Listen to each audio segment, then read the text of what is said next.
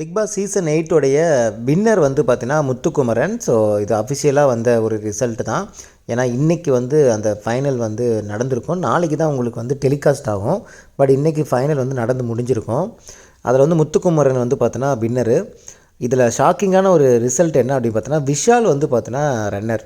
அதாவது செகண்டு அந்த ரன்னரப்பில் வந்து பார்த்தோன்னா உங்களுக்கு விஷால் இருக்கார். அதுக்கு அடுத்து தேர்டாக வந்து பார்த்தீங்கன்னா சௌந்தர்யா, ஃபோர்த்து தான் ரயான்.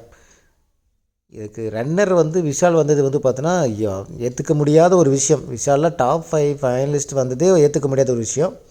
இதில் ரன்னரப்பாக இருக்கிறது வந்து பார்த்தோன்னா உண்மையிலுமே ஏற்றுக்க முடியாத ஒரு விஷயமாக தான் இருக்குது. ரயான் வந்திருந்தால் கூட ரொம்ப ஹாப்பியாக இருந்திருக்கும். ஏன்னா ரயான் அந்த டாஸ்க் வந்து அந்தளவுக்கு ஒரு எஃபெக்டிவாக உசுறு கொடுத்து வந்து பண்ணியிருப்பார்.